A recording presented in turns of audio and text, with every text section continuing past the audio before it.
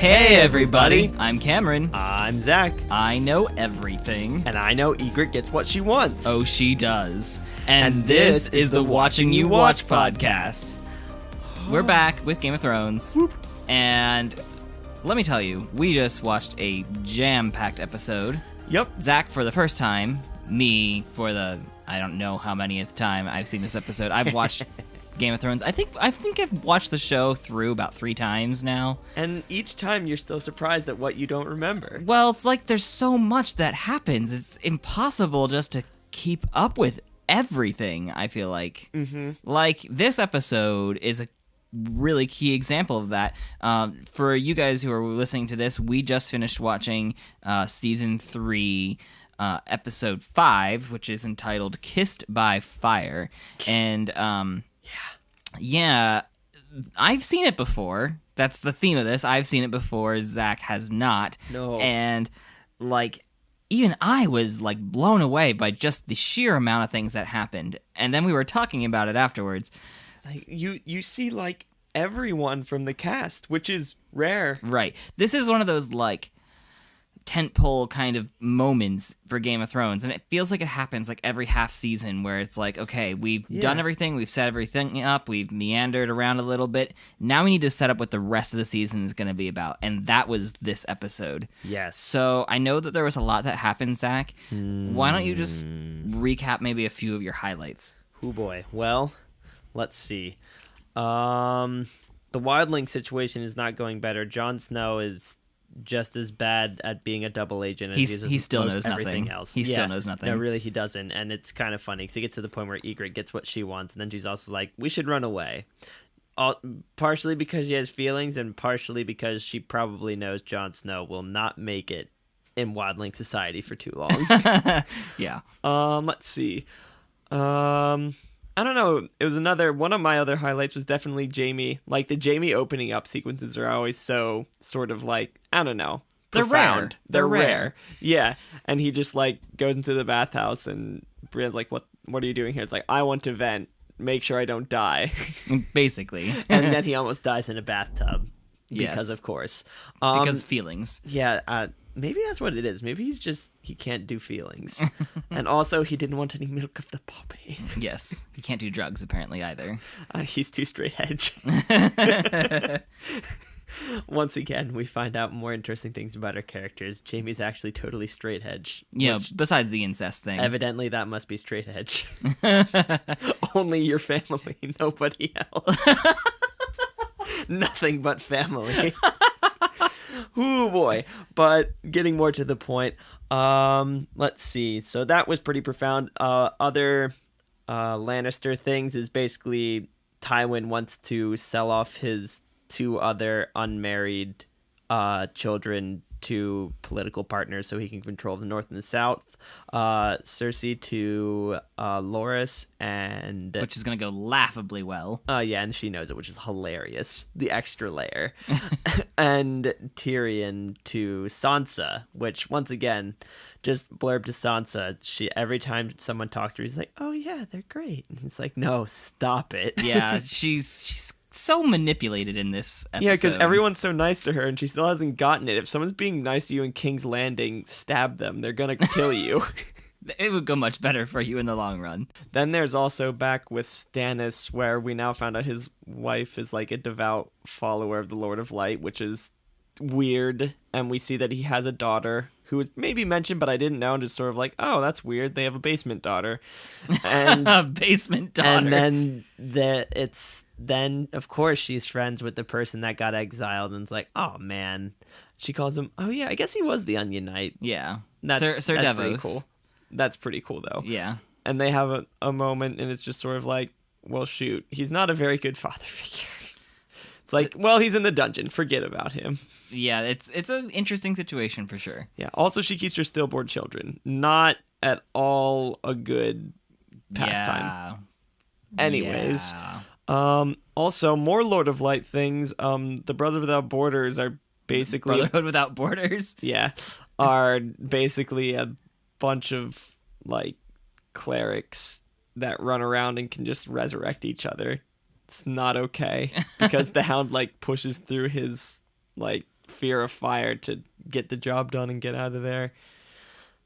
It's just, I don't know, it's weird. I don't like it. It's like it was just whispering into his ears, oh, he's saying his last rites, whatever, dumb. Yeah. And then he's standing. I was like, you sons of guns. Because when magic shows up in this show, it's terrifying. His sword was also on fire. Yeah, that did from happen. His blood, I guess. I don't know. Yeah, it's magic. Also, I was gonna say nothing super exciting happens with Daenerys except that her soldiers are awesome. Grey Worm's pretty cool, and Jorah is still her number one. Yes. Like nothing has changed. Yeah. Sir Barista was like trying to be like, honor, maybe we do these things and get back. It's like, no, I listen to the Queen. It's like, all right, and that was the scene. Because at first I was like, what's he getting at? And it's like, oh, we can touch on that a little bit later. Is there anything else you want to recap though? Big things. There's really another important thing is that there was some treason within the Northern Army's ranks, and Lannisters were killed, which that's also just kind of weird. Like, I don't know, maybe the dude got like drunk in the night and murdered some kids. Yeah, like that's the thing. I know he's been saying about doing, but all of a sudden, just like out of nowhere, treason. It's like crap. And now they've got to make peace with the phrase because they figured out, if we take away all their base belong to us, then then we have a huge strategic advantage. And everyone's like, it was like that big aha moment because no one would think for them to do that because the North is honorable, the North is all this stuff, but going back and taking where the Lannisters call home is like one of the best things. Like, oh, you want King's Landing? Cool, have it. We'll take your place. Yep. So that's pretty awesome because once again it seems that the North was not going to pull through. And through the power of love and oddly being near a map, stuff got solved. Yes. A lot of things happen around maps that are important to this story. Yeah, I would say with that. Okay. Well, why don't we jump right into the recap questions? Okay. This was really tough for me because usually there's like two or three. Yeah, the two or three moments that I want to key in on and just say, like let's jump in and do it. But there's a lot, and so I'm gonna do this with really no semblance of order as much as I can. So here we go. Sorry. I want to start with the Lord of Light because I feel like a lot of stuff happens with this episode. It's where our episode starts, but there's also more that we get later. We see in this episode the Brotherhood Without Banners doing their whole thing, a trial by combat. They let the Hound go when he doesn't die because of their code of honor. Yeah. And then we see Beric Dondarrion get brought back to life via some sort of magic after seeing a magic flaming sword. So we got that end of things. And then on the other end of things, you've got Camp Stannis and like the crazy, crazy fanatical faith of that is growing, Lady like Baratheon. Yeah. And like she's like totally okay with him like sleeping with Melisandre and all that kind of stuff. Like she's like, I wept with joy when I heard about what you did with her. And I'm like, this is weird. This is so wrong. Right. So we've seen a good bit of the Lord of Light now between everything that we've seen with Camp Stannis and other stuff throughout the show. What kind of god do you feel like the Lord of Light is? If he is real, is he the real god of Westeros? I don't know, but it's definitely a pool of power that people have pulled on, regardless of where they're at. I don't know. It's weird. There's nothing magical in this universe is like very good. It always gets used as a tool for bad or anything. Like I've not seen any like good powers step up and do stuff. So I still am not a fan of the whole Lord of Light idea because I don't know. It's because it's weird because you have, over in the war times, you have the whole brotherhood thing, like working to do something relatively okay. I mean, in theory, I mean, they're a mercenary group that's definitely, profiting off of the war, but still being better than most other people. And yet you have like a whole other like kingdom becoming a bunch of fanatics to the point where they're like killing their own. It's weird. I don't think that he's a good thing. Is what I'll leave it at. Okay. But do you feel like he's real? There's some serious debate over that. Now I feel like. that's the thing that I'm not sure, because I mean, if it was only happening over in Camp Baratheon just with Melisandre, I would think it was her. But the fact that there's like another group completely removed from all of those things that, has these powers and has had them evidently, because that eye patch man was brought back a few times. Yep. So, yeah, I don't. He or the source of power is definitely a real thing, but whether it's good or bad is highly up to debate. But I lean much more bad. Sure. Because pretty much any magic in this world has not been good. Yeah, I think we've got plenty of examples of that. Okay, well, another thing I want to talk about is the North, and more specifically the far North, and more specifically than that, Jon Snow. Yeah. We get a really interesting interaction with Jon Snow and the wildlings, and they basically ask him to give up the location of where the Night's Watch. Yeah, where the Night's Watch is, and we really see like the conflict in Jon during that moment where he's like, okay, how far do I go with this whole espionage thing? Yeah, because he's like, okay, I'll tell them, which is scary because, yeah, there are 3 manned places, but he's not gonna be straight about what the number of troops were. Right. It's almost like he wanted to stick to that number of 1,000 to make them not want to attack that one. Maybe they just, because the whole idea is, it's kind of hard to tell whether the wildlings want to just, beat all the crows down, or if they just want to get out of the far north. Yeah, because I can see why you're coming from I that. see, because at least me being sort of in a Jon Snow-esque position, I see his thought process as being, okay, I tell them where there aren't people, and maybe they'll just go through there. Which, I mean, protects his buzz, but doesn't necessarily protect his country, because wildlings are not just gonna, I don't know. I don't see them as the kind that are just gonna go down. It's like, oh, it's so much warmer here. Let's settle down. Right. But then this scene where he betrays these locations is immediately followed with him breaking his oath to the Night's Watch with Ygritte. Well, and to himself, too. Yes. So, and then she even suggests in that scene, hey, let's run away together. And well, because she knows how seriously fracked they both are. Yeah. So my question is, Jon's got a serious case of divided loyalties, and it's where do you think his loyalties really lie? Is he becoming too much like a wildling, or is he still loyal to the Night's Watch, or is he maybe even more loyal to Ygritte more than anybody now? I think he may just becoming. It's honestly more of a wildly thing, but more true to himself, doing what he wants, because he's now finally been sort of unfettered. But it's going to be interesting to see where he goes from here. I think that you can kind of see that in the choices he makes in just that short amount of time. It's crazy. It's less than a 5-minute scene, but we get more character development for Jon Snow off screen than we've ever got from any of his moody stares.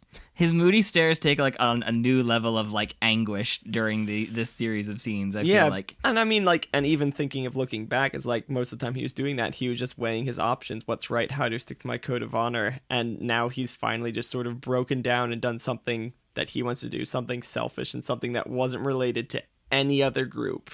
Right. So, are you talking about him and Ygritte? Yeah. Okay. Well, that, and a little bit in his whole espionage thing, because that's not a very Jon Snow thing to do in the first place. Okay. Yeah. I don't know. And I feel as if it's going to be more of he's going to be more confused about the fact that he can sort of be free of a lot of things and yet not be. Right. It seems to be the whole mantra of the wildlings is live free, all the time. And he's having trouble with that because he's never had the opportunity to do that. Yeah, and the thing with it is he still has so much baggage that's going to follow him regardless of what he does. That's true. He's very much screwed. Because, I don't know, and this goes back to the theme of loyalties and who do you stick to, what is truly honorable. Right. And we're getting to see his side of it. Plus, you have to throw that in with kind of the Stark background that he has, which is that kind of loyal to a fault Ned Stark kind of thing. Yes. Where do you see that playing in with Jon's loyalties right now? Well, I definitely saw that more in the sort of let's stick to the espionage, let's not let, the commander's death be in vain sort of thing. But in the same respect, I don't know. It's really hard to tell where he's going to go. He's very much at a crossroads. Do you have any predictions on where you want him to go? Where you think he'll go? I really do think that Ygritte is making the smart choice. The smartest choice is for him to remove himself from a lot of the overarching conflict. So honestly, you think he's going to run away with Ygritte before the end of this? So, and I think the best, I don't know, it's going to be hard to say what the best choice for him will be, because unless the Night's Watch is completely taken down, and even if not, then if he goes back and like even stays with his family, they're going to find him and they're going to kill him, because that's what they do for desertion. He's in a tough spot no matter how you swing it. Yeah, so it's really tough. It's always been hard for him, especially hearing with everything happening in the war, to not just run back and do stuff. Right. So I don't know. I feel as if he's going to screw himself more by his lack of, like, basically due to his indecision. Right. I feel like that's going to be his sort of arc. Due to his indecision, he's going to have to face terrible consequences. If he had gone hard wildling or hard Night's Watch, he would have been okay, but I feel as if he's going to waffle as he sort of has, and then I don't know, it's either going to be his doom or it's going to be where he truly starts to grow. Ooh, am I hearing we're predicting a potential character death here? Is that what I'm hearing? I'm saying that there's pretty much only two options. It's either he screws up real bad and it kills him, or he screws up real bad and he has more baggage but like a solid like base to grow as a character. Well, I mean, this is Game of Thrones, and you either win or you die. Yeah, no, there's that. There is only those options, really, anywhere you go in Westeros. Oh, yes. So, okay, while we're talking about loyalty, let's also talk about the Starks and, like, that whole situation. We've got... Oh, boy. We got the Karstarks who serve the Starks pretty closely, and the Lord of the Karstarks decides to kill the Lannister prisoners, these, like, boys that they have here, and it's really a tough situation for Robb, because like nothing this guy he does can be make anybody happy, right? Or everybody happy, rather. But like immediately, immediately after this happens, everybody who's like in an advice kind of position with Robb basically says, like, imprison him, hold him hostage, tell the Karstarks if they continue to serve that nothing will happen to him, and like everything will be fine. But, like, Robb feels the honorable thing to do is, like... to do what would be expected. Yeah, which is you kill somebody for murder. You punish treason, you punish murder, you do what you have to do. And you know what was really profound about that scene? The fact that his mother said nothing. Well, she kind of chimed in a little bit, though, with, like, the chorus of people saying, like, you know, hold him prisoner, don't do anything. Like, there was everybody in that room that was just like, come on, like, this is the sensible thing to do. You can't afford to lose anybody. If you kill the Lord Karstark, you lose that army. Mm-hmm. And yet he does the honorable thing anyway. What do you think all this situation... Like, what do you think this bodes for the war effort for Robb? Where do you think... how do you think this will impact things moving forward for Robb's war? Because that Lord... Well, in a roundabout way, it's good because that Lord was one of his biggest, like, sort of thorns in his side, like, questioning his authority, making him not seem like a strong leader. Now that he's, like, chosen to stick to his guns, it's gonna be better for him in certain respects. Like, the people he have are gonna be loyal to him and not see him as weak. Even though he is now significantly lacking on the numbers he needs to do really anything. Yeah, at the moment. Man, he realized the thing with it is yes, that is such like a father in him thing. That is that is exactly what Ned Stark would have done. Exactly the thing Ned Stark would have done. So I don't know. I feel like he wants to stick to his guns, but he realizes that it's not the smartest way to play the game, which is funny because it's something his father realized too late. He was sticking to honor, and it wasn't the good way to play the game. Everyone gave him options that would have let him, you know, have his cake and, you know, eat it too. Right. But he chose the hard choice. Right. The quote-unquote right choice. Yeah. One of the striking things for me, too, about that scene is... So his wife, Talisa, is, like... She's so level-headed during that scene, and yet we have this big scene last episode where she basically comes in, like, tends to the wounds of the boys, feeds them, is really nice and sweet with them, you know? Yeah. And, like, she kind of forms a little bit of a bond with them and says, like, we'll protect you as best as we can. Like, she sees them as an unfortunate casualty this whole thing. They Yeah. shouldn't be dealing with this. And then, like, when they end up murdered this episode, like, she's not the one that gets elevated, even though she had probably more face-to-face personal time with those boys than anybody in that room did.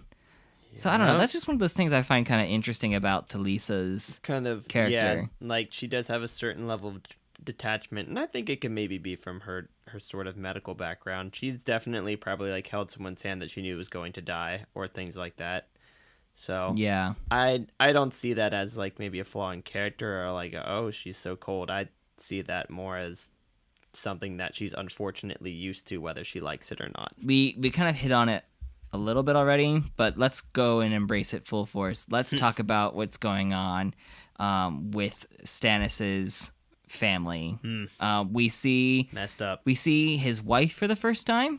We see his sons in jars for the first time, and we see his daughter for the first time. Yeah. What are your impressions of all of them in meeting them? Like it's under strange circumstances. Like it feels like we should have met them by now. You know, They should have been a bigger part of his story, but I feel as if it's very good they didn't, because it kind of shows what they truly mean to him, and it's kind of they're almost weird. like an afterthought to him. Yeah, truly. Honestly, you can even see in the way he like interacts with them. Like, you know, his sense of honor will let him apologize to his wife, but does he, you know, like take her out on a nice dinner or like try and just have a nice normal conversation with her? No, he's like, "Oh, Melisandre, I told you." And it's like, "All right, and I want to see my daughter." And it's like, "Oh, just not gonna catch up, just gonna okay, all right." But yet, even like in that when he says like I want to see my daughter, she's like, "Oh no, you don't want to see her." Yeah, like, which that's the second part of how like effed up it is. It's like she's like, "No, you're like the Lord of Light. You have more important things to do than to see your own daughter." And it's like, what the actual frick? How are you this girl's mother?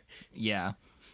So what are your impressions of her then as his daughter? Well, and the other thing with the sort of the implication is that, his.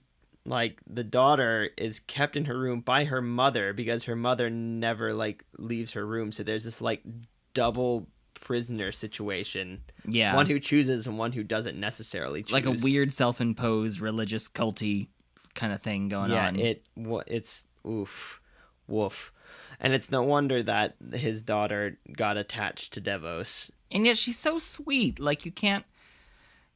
She's not screwed up in any way, it feels like, besides, like, the obvious, you know, physical things when we see her. She's got the facial affliction thing going on there, but, like, she's so sweet when yeah, you like, see her. as a person, she's not been sullied by the world. Yeah. Despite her weird, fanatical family.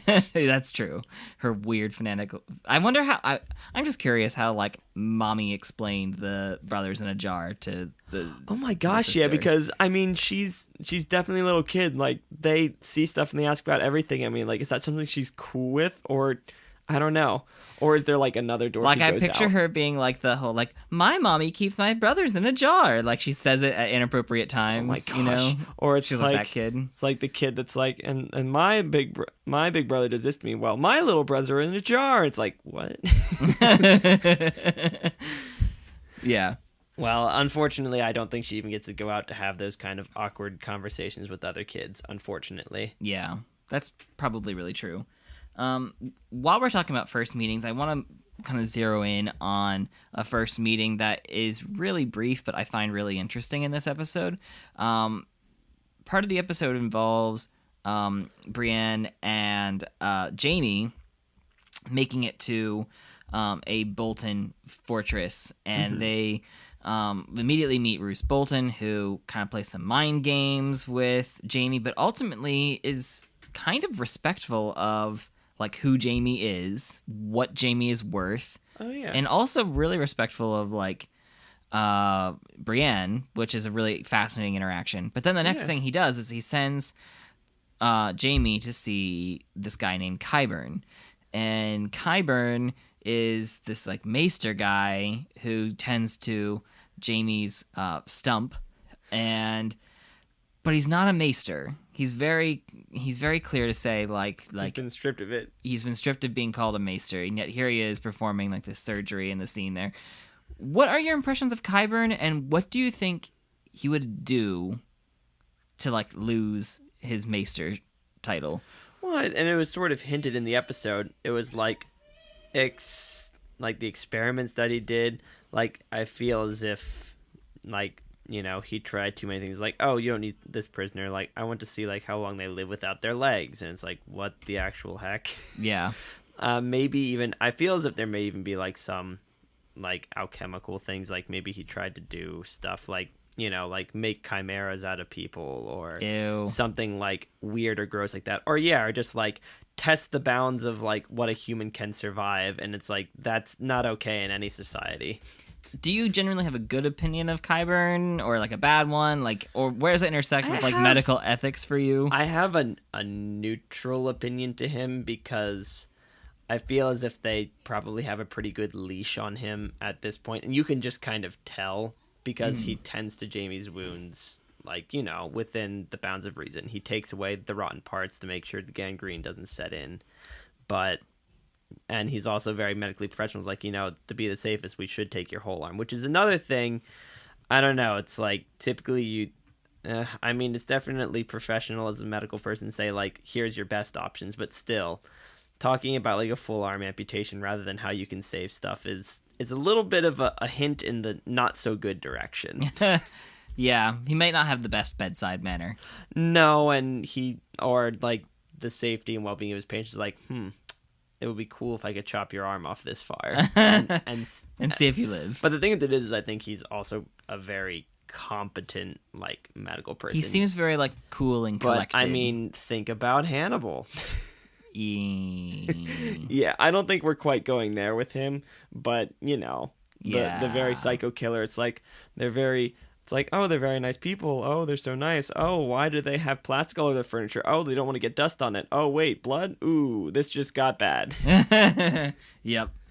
Yeah. So do you think that's where Qyburn might be headed as a character? I know we haven't seen a whole lot of him. I don't know. Maybe it's where he's come from. I have no idea where he's coming from where he's going to go as a character. Okay.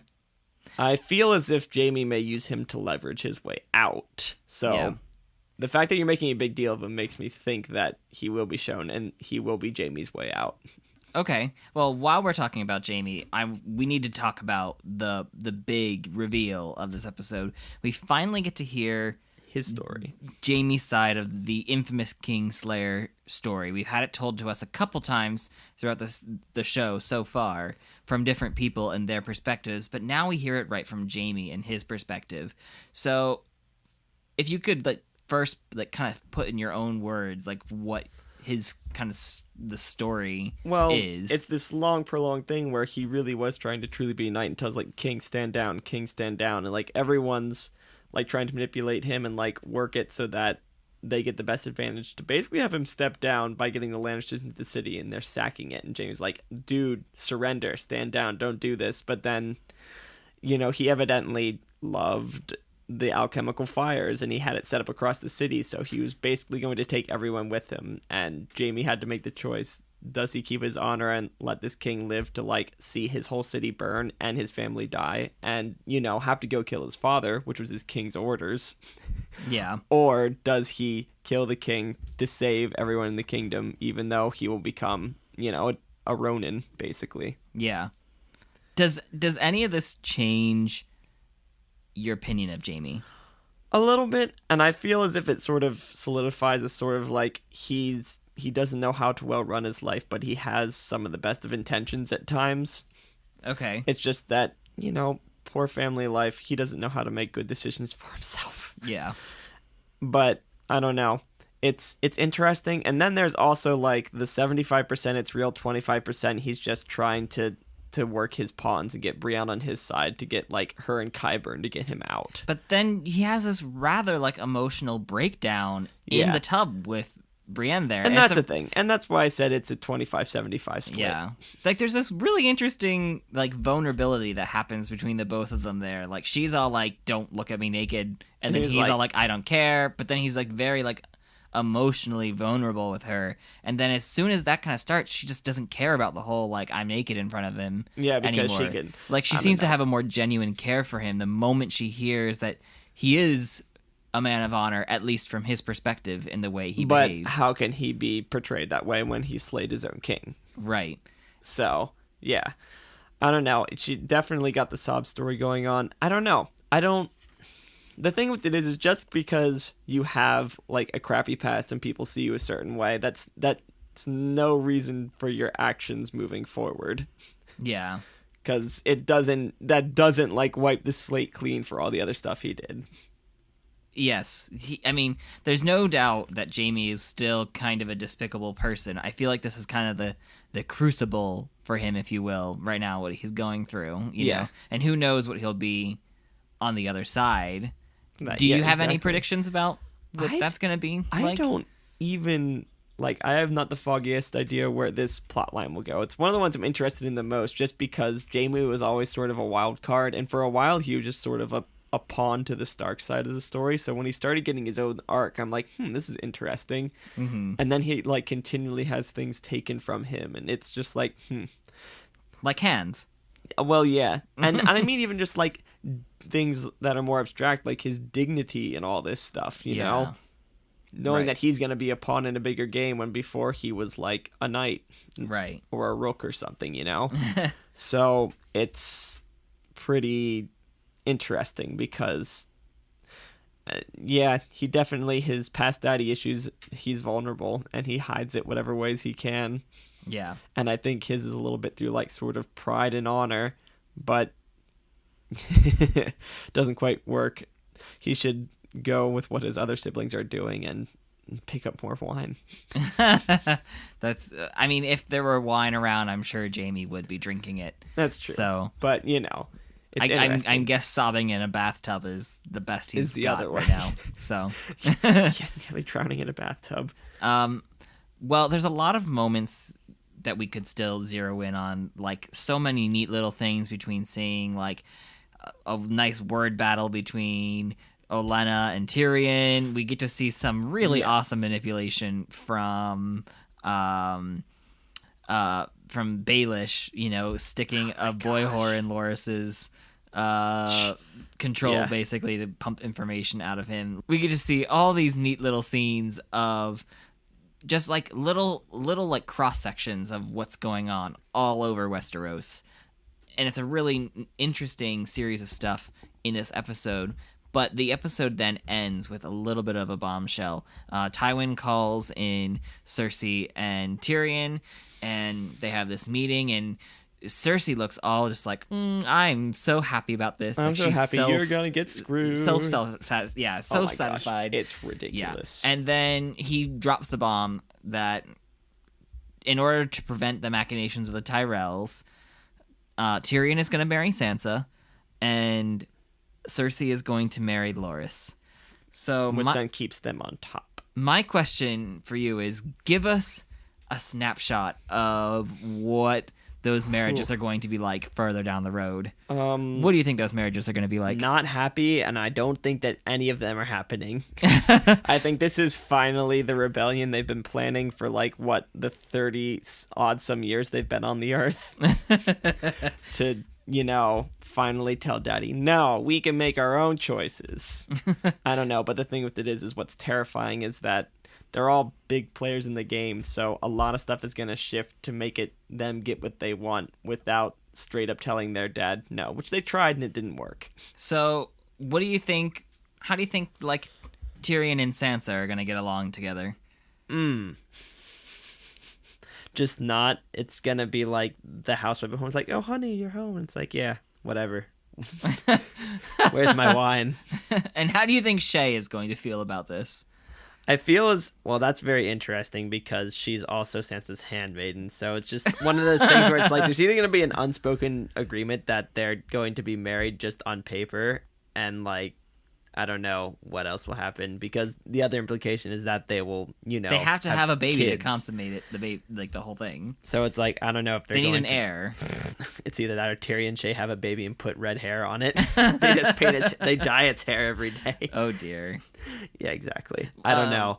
I just the very quick satirical way I think of it is the drunk who comes home to his wife but doesn't beat her, but just doesn't care. Honestly, that might not be bad. for Sansa in the end. Like, if she had no other options. Yeah, I like... really don't think that Tyrion would mistreat her. Honestly, he's not a bad person, and I don't see him doing stuff like that's that. his first comment. He's like, she's a child. She's been through so much as it is. And Tywin's like, yeah, I don't care. It wouldn't be bad for her. He would find a way to make it good for her, but it would just be so awkward because they would dance around the issue for so long. You know what I mean? Yeah. Or maybe they'd even pull some sort of things like, oh, didn't you know I'm impotent, Daddy? You know how I've been all with all those ladies and none of them had babies? Didn't you think that that's a little odd? That's a Tyrion ploy. I feel like he would pull. Totally. But then, of course, Tywin would do things like, I will sit in the bed with you tonight and see the deed done until there's a child. It's like, what the heck, actually, Dad? He would do that, too. I know, and that's the terrifying thing. He would actually, or, hire a few people, too. Do you think he would do that for Loras and Cersei? I don't know. Tyrion's definitely his trouble child. Yeah. So I don't know. And I feel as if Cersei, if it happened to her, would probably suck it up and just make it happen. She seemed more opposed to her thing than Tyrion did to his thing, though. Oh, very much so. But of course, she cheated anyways and didn't have kids with Robb in the first place. Right. So I don't know if it's necessarily a problem so much as you always have blonde children thing, because Loras does have blonde hair. But do you think that Tywin is fully aware of that though, or if he does, possibly, does he just not care? Or I think the thing with it is he doesn't care because he's still getting family, and as long as the family lives on, he doesn't care. Yeah, even if there is maybe some credence to those disgraceful rumors going on about his family. The thing with it is he will squash them, and he probably already has been squashing them for years. I don't think that it's a surprise to him, as with the Loras thing, which is funny. I have to ask, though, what do you think a snapshot of Loras and Cersei's marriage is like? Cersei drinking wine and Loras being like, is it okay for me to go spar? And she's like, yeah, sure, you can frick whoever you want.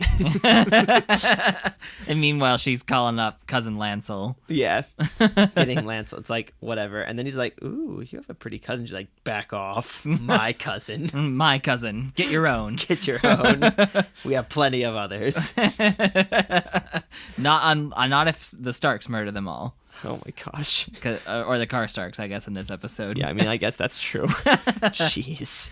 Well, I know that was a lot, but that does it for my questions. Let's move to the weekly wrap-up questions. Oh boy.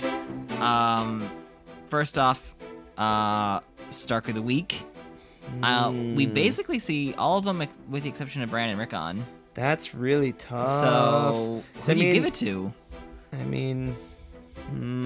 Definitely not Sansa. And they all do something this episode. Yeah, even Arya does some stuff, but it's not super crazy. It's not huge. Yeah. I think I'm actually going to give it to Robert. To Robb? Yes, for sticking to his guns and being sort of like his father. Because, I don't know, I feel as if it's better for him to have a loyal force, because there was always that doubt, always that little bit of dissension, especially knowing how big that dude's part of the army was. If they had turned on them, that would have been catastrophic. Yeah. So I feel as if it was a good move, and also now his, the ploy to go for the Lannister heartland. Yeah. Which is super interesting. It's super cunning. Yeah, it's really good. So I feel like this is a good episode for him, because it shows that he sticks to his guns and also that he can still adapt. Okay. What about the winner of the crown this week? A lot of people are playing the game super hardcore this episode. I feel like it should actually, and for who has the best plan. This isn't plan. This is crowns. We who played the game the best this episode. I have a few thoughts, just thinking about it and seeing the power plays, the way Olenna walked all over that scene with Tyrion, to Baelish doing expertly getting the information he needed to for the Lannisters, to Tywin being I had this perfect plan to because I feel as if I'd want to give Tywin the crown, but maybe not the best play of the game. That's the thing. Okay, you know what I mean? I would give Tywin the crown because it's the most solid idea with it's literally the best plan. I just think that it's going to screw him. Like, I almost want to give him like best and worst plan. Okay, well, let's talk about that then. Best plan, worst plan. Do you give them both the tie win? I mean, which one do you think will play out the best and the worst moving forward? Because okay, never mind. Maybe I actually want to give that makes more sense. I want to give Tywin worst plan. While it is literally the best plan you could think of on paper, it's gonna go so backwards on him. Like, it's gonna go so bad on him because it's going to pit all of his kids against him. For once, they're all gonna work together against him. And there's only so far that you can take the whole like I'm daddy route, and you're gonna listen to me. Exactly. I feel as if that's actually worst plan. Okay. And then I really do think this is a Robb week. I think his plan wins best plan. Okay. Because so like the plan to go get the phrase and then go get the phrase and steal Casterly Rock which out is from under the Lannisters. awesome, because like that's such a blow to the pride of the Lannisters, because that's like our family home, and since it has the keyword family in it, they're going to probably make some poor choices, because if they just stayed in King's Landing, they could literally wait a few years for the winters to pass and then still be okay. The Lannisters do tend to get weak when it involves like the family personally. So maybe a good idea. But who gets crown? I thought you gave that to Tywin. I was thinking about it. Do you want to reconsider your... I don't want to give it to Tywin. I was thinking, because talking it out made me see he definitely has more the worst plan. We can revisit it. But who gets crown? Yeah, who played the game the best? Gosh, there's so many. I really honestly think that it goes to the Tyrells, because everything that's happening with other plans is reflexive to their basically taking over of the capital. Would you say specifically Olenna Tyrell? Since she's kind of leading things. Yeah, honestly, because we see a little more that she's leading things, because while, Marjorie is definitely doing her thing, I feel as if it's more at her grandma's, like, behest and counsel. Okay. So I feel like it's more like Olenna, and it's also, you can see in that, she's always dismissive, but just the way that she treats Tyrion in that shows how much control she has over the situation, and how much, like, she doesn't even see his, like, the Lannisters as a valid threat. Right. I love that part where she tells, like, Podrick to go get her some figs. And then... Did you get them from Valencia? From Volantis. Oh. Where'd you get them? From Volantis? Yeah, she's so perfect. Yes. So I think that Olenna wins the crown, because, I don't know, this for me was the episode where I felt pretty solid in the fact that, yes, most of the scheming and planning is coming straight from her. Okay. And do you foresee the Tyrells coming on top of this despite Tywin's counter move? I think so, because this is why I had to rescind the crown from Tywin, because I think that he's literally made the worst plan by trying to do this. Gotcha. Yeah, I think that everyone understands, like, the Lannisters have to do something to win, but they're not willing to do it the way that Daddy's gonna do it. Right, because they're like, at all. It's like the Lannister self-absorption is going to like bite them in their butts. Yeah, exactly, because he's hit all of them where they're not willing to be hit, and that is their crotches. Very eloquently put, Zach. Most people would probably agree to this, but it's the inelegant way to elegantly summarize this. This is true. Okay. Seeing how this episode kind of sets up a lot of things moving forward for basically everybody. Yeah. How hopeful are you for the rest of the season? This actually has increased my hope levels, because, like, a lot of the people that I pretty much universally see as villains are gonna, like, get theirs. Like, Tywin's gonna get his. It's gonna happen. Okay. It's like, that's coming. And I'm also fine with the Tyrells walking over people, because whatever. They'd at least be okay rulers if that would come to pass. The North looks like they have a plan to at least secure the North, if not maybe even pull ahead. And, well, Daenerys has an army, so that's always good. Yeah, that is true. That is very true. So there is a chance that there may be some half-decent rulers coming to Westeros. And that makes you feel how hopeful on a scale of 1 to 10? 6.5. Okay. I'll take it. I'll take it. I mean, there's still definitely some shenanigans, but, like, I'm okay with them at this point. Okay. Well, as always, Zach, it is a pleasure watching you watch. I hope that you enjoyed this episode. It's definitely jam-packed and really good. It's weird because... Oh, and you know what's great about this episode? What? There was no Theon. Yeah, that's true. That's good. Any time without Theon's a good day. Good time. Well, as always, Zach, it is fun watching you watch, particularly an episode like this that is just so freaking jam-packed with information. It blows my mind how fast some of this goes. And so this would be a great opportunity for you guys, the listeners out there, to connect with us. Maybe you've got a question for Zach that's fitting that leading kind of thing. Perhaps you want to ask him about some of his headcanon. That's always fun for me. We'd love to hear from you guys, so you can connect with us with a couple ways. You can connect with us on YouTube. Perhaps you're watching the video version of the podcast on YouTube, so just leave a comment on the video there if you got any questions. Or you can connect with us on Twitter at UsefulNPCs, or on Tumblr as UsefulNPCs as well. So, we'd love to hear from you. Love to have you connect with us. So, yes. Zach, as we close out this episode, do you have just any quick predictions for how season 3 is going to end? There's going to be a lot of blood. It's not going to be good. How much? Estimating gallons for me. 3 to 4 major characters worth of blood. Okay. And any predictions on who those 3 to 4 major characters are going to be? I hope it's Tywin. Okay.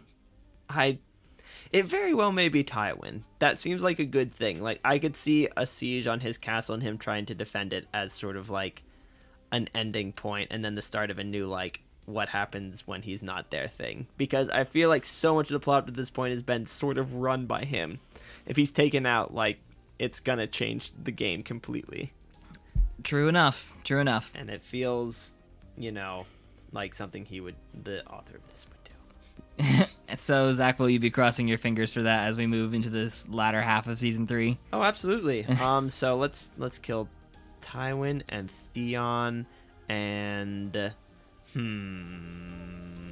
Nah, that'll be good. That'll be good. Tywin and Theon. Yeah, we're good there. We'll stop there for right now. We won't Maybe get too Melisandre, bloodthirsty. but she's probably immortal. Probably immortal. I'm she's terrified probably of a her. robot. The fact that I've told her to die means that she, as a fictional character, will somehow still kill me in real life. Plus, there's that whole resurrection thing going on too. Yeah, so. Not a fan of that. The Lord of Light could also go away. Okay, those are some fighting words. I hope that you do not get struck down or burned in fire. Same.